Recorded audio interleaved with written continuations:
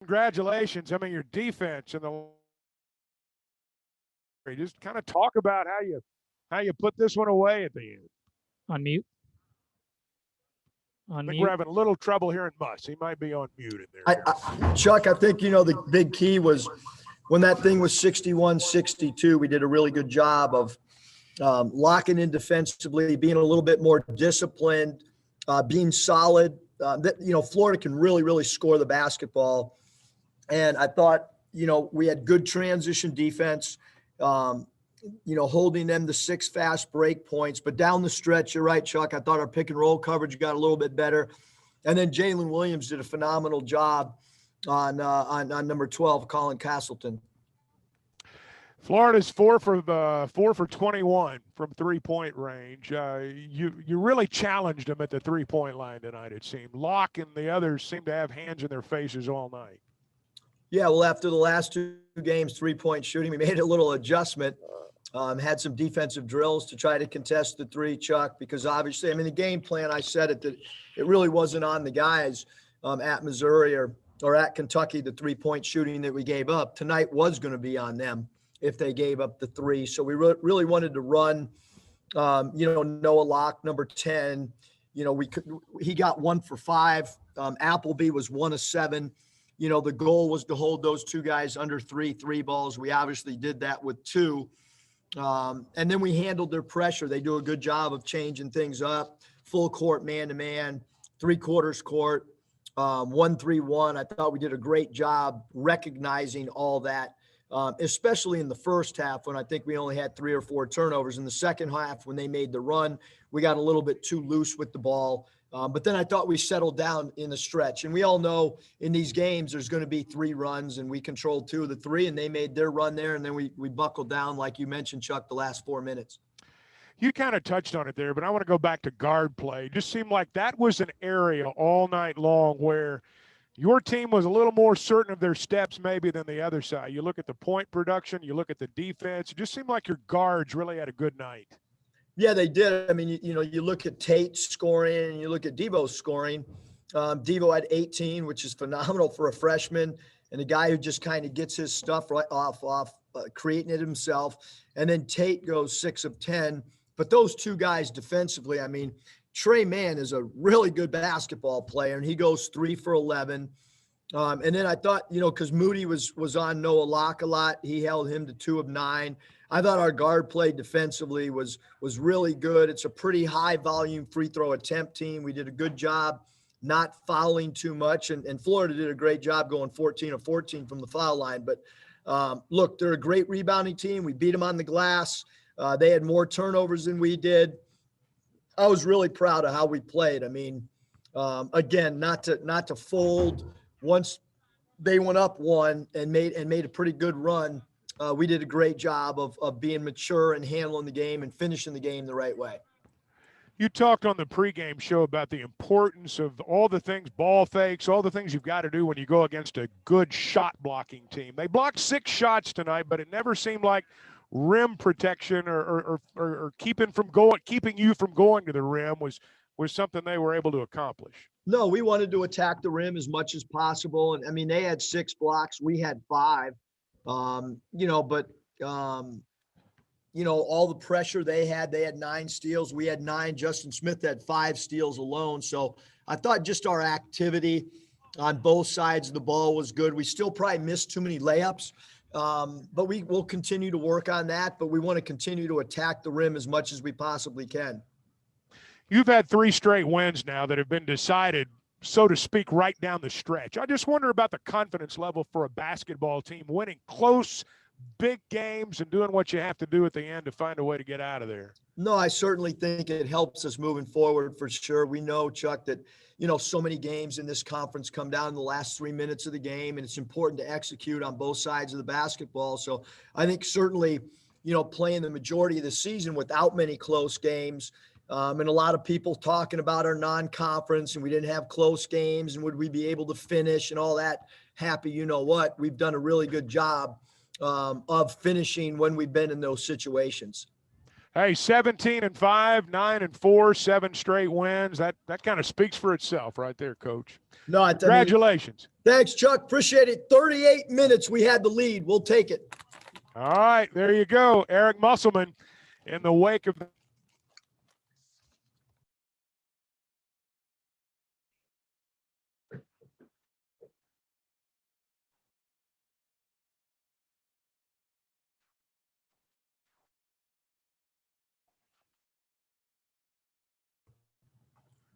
Bob Holt, you're up. Is K-Wood in there? All right, I didn't hear anything. Eric, Florida had erased a 15-point lead, took the 1-point lead, seemed to have the momentum, and you guys pushed it right back in their face. Devo got that drive. Just what was the key to not, getting down when you have a big lead, and then they seemingly take the momentum away, but if they had it for like, a minute or something. Yeah, I mean, again, when we, in a league game, when the opposition only has a lead for a minute 12, Bob, I think that the big thing is in the timeouts being composed, which the players are more composed than I am. They did a really good job of keeping their composure going out. I mean, the big thing was just not turning the ball over and us getting a shot on goal. I think at times we tried to rush the ball up the floor too much, and they had some wolf steals from behind that, that caught us off guard. And it was just about, I thought we executed what we needed to do on both sides of the ball. I thought when they made their run for about a 2.5, 3 minute stretch, we just didn't defend at an elite level. We defended at a decent level, which you can't do against Florida. You have to defend at an elite level. And I thought we got back to doing that after 2 or 3 minutes. And then what do you think of that drive Devo had? Pretty much went coast to coast to give you the lead back for good. And just what do you think of his game overall? I'm phenomenal. I mean, he keeps getting better and better every game. I mean, his shot selection's good. He's not turning the ball over. The guys love playing with him. Defensively, he's a menace. He's all over the place. He gets loose balls. He rebounds his position. He had 5 rebounds tonight. He and Jalen, I mean, for freshmen, they just keep getting better. How about that drive he went coast to coast to give you the lead back?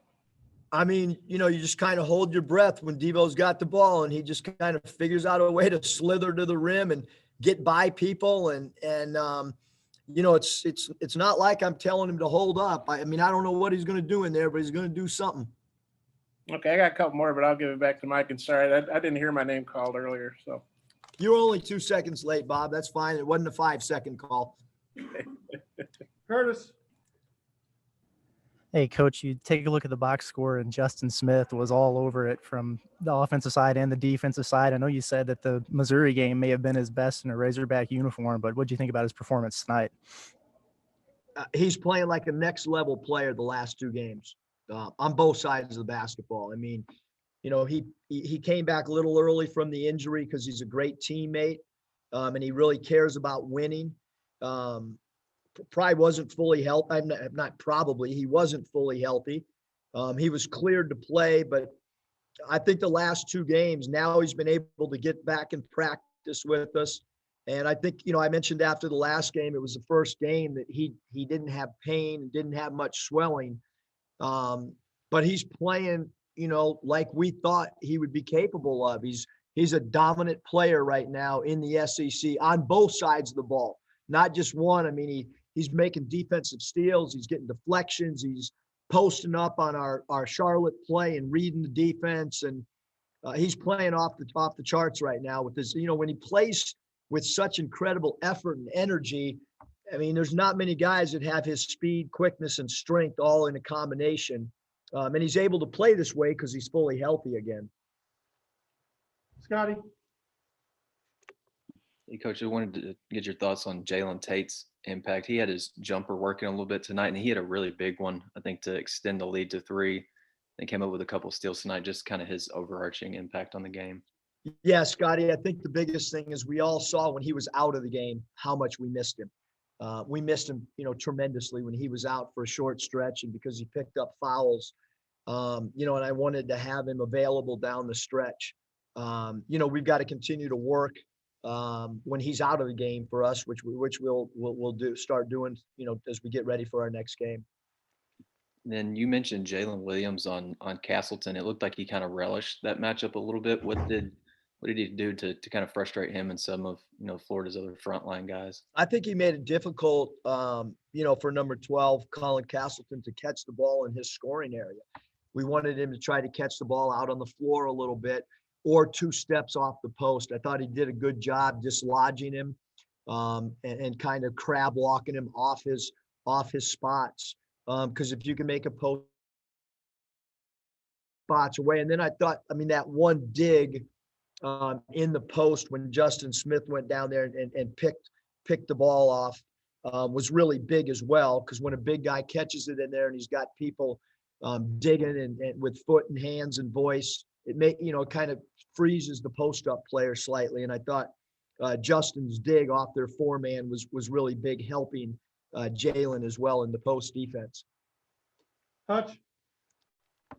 Yeah, Coach, it seemed like y'all got off to a better start offensively from the jump than you have in a while. Do you know what the key to that was? Just talking about it and then recognizing, Hutch, that we stunk starting some of the games. At the end of the day, you just want to win the game. But yeah, Hutch, it was something that, the guys know, and we ran 2 new plays tonight. I thought it got us some really good looks throughout the course of the game. And, it's our job as a staff just to try to put together a plan for them to get open looks. And if they're not getting open looks, then it's on our coaching staff to come up with a new wrinkle that maybe the opposition hasn't seen. And then it's up to the guys to read it. And even in our open offense, which is our 5-man passing game, I thought our cutting was really, really big time. Randy? Eric, the combination of Justin Smith, 37 minutes, Devo Davis, 36 minutes, Moses Moody, 37 minutes, obviously tells you the impact that these 3 players have on the performance of your team. Talk about their play as a unit. Yeah, I think durability, working hard in practice, being in great shape, because guys can't play that type of minutes if they're not in elite physical condition. And it's no secret that I like to play guys that are rolling. I like to play them a lot of minutes. And it was hard for me to take those guys off the floor.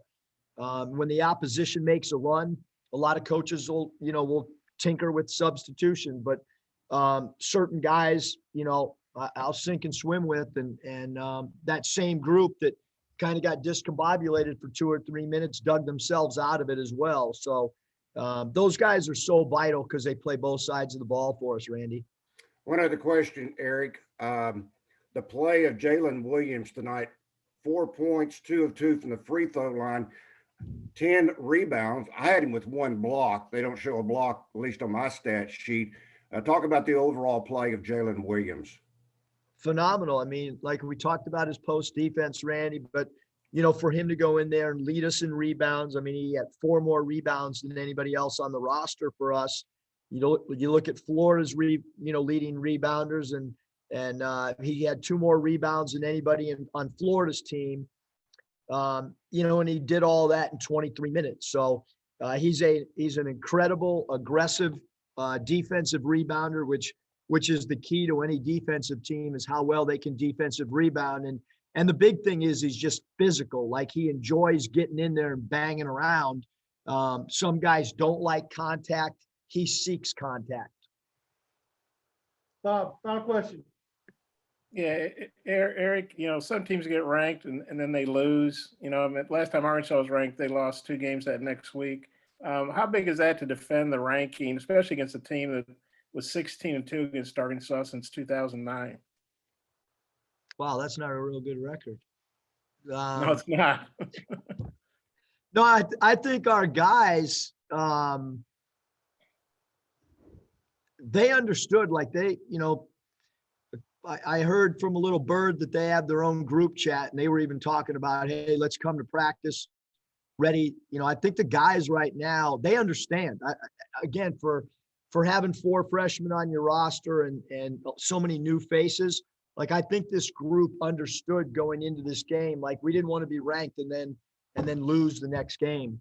And I talked to them and told them, at Nevada, that happened to us in I don't know if it was I think it must have been year 2 or 3, whatever, and we'd get in, we'd lose, we'd get out, we'd come back, win 3, and I said, hey, let's just worry about playing one game. Don't worry about the rankings. Just come in, be as focused as you can, worry about the next 40 minutes. Don't listen to anything outside our own locker room. The rankings are great. We're proud of that, but move on and just figure out a way to beat Florida. Now our focus has to turn to Texas A&M, and that's the only thing we really need to worry about. Thanks. Thanks, Coach Buck. Appreciate it.